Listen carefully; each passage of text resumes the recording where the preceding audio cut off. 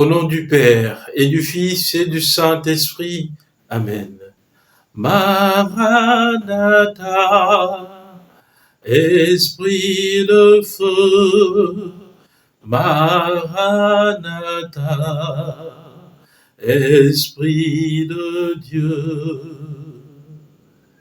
Évangile de Jésus-Christ selon saint Luc. En ce temps-là, Jésus disait à ses disciples: Imaginez que l'un de vous ait un ami et aille le trouver au milieu de la nuit pour lui demander: Mon ami, prête-moi 3 pains, car un de mes amis est arrivé de voyage chez moi et je n'ai rien à lui offrir. Et si de l'intérieur l'autre lui répond: Ne viens pas m'importuner, la porte est déjà fermée, mes enfants et moi, nous sommes couchés.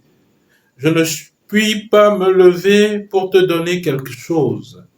Eh bien, je vous le dis, même s'il ne se lève pas pour donner par amitié, il se lèvera à cause du sans-gêne de cet ami, et il lui donnera tout ce qu'il lui faut. Moi, je vous dis, demandez, on vous donnera.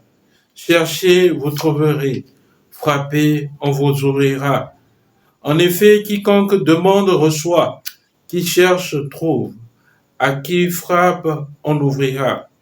Quel père parmi vous, quand son fils lui demande un poisson, lui donnera un serpent au lieu du poisson, ou lui donnera un scorpion quand il lui demande un œuf? Si donc vous, qui êtes mauvais, vous savez donner de bonnes choses à vos enfants, combien plus le Père du ciel donnera-t-il l'Esprit Saint à ceux qui le lui demandent? Acclamons la parole de Dieu. Louange à toi, Seigneur Jésus. Bien-aimé de Dieu, paix et joie à vous.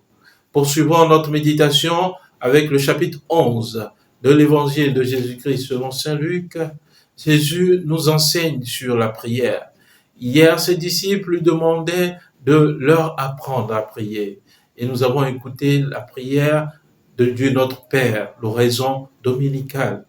Et aujourd'hui, Jésus poursuit cet enseignement. Cet évangile que nous venons d'écouter fait suite immédiatement à l'évangile d'hier.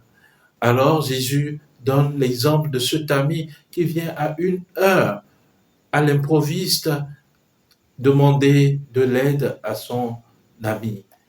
Jésus nous recommande de nous confier alors à Dieu en priant comme un ami.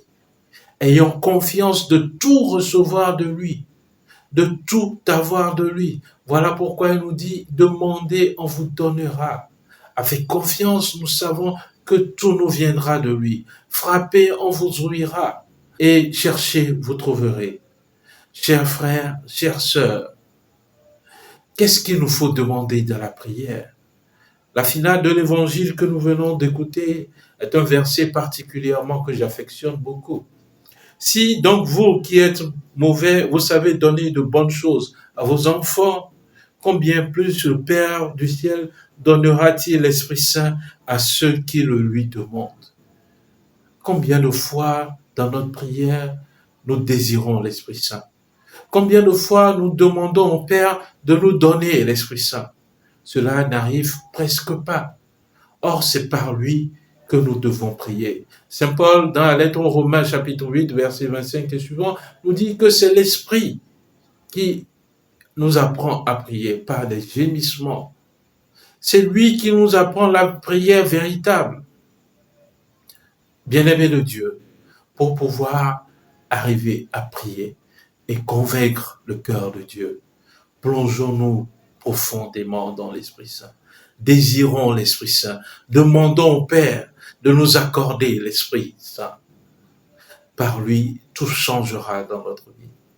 Que Dieu Tout-Puissant, à travers la méditation de cet évangile, nous donne de rechercher l'essentiel, ce don de Dieu pour l'humanité, l'Esprit Saint.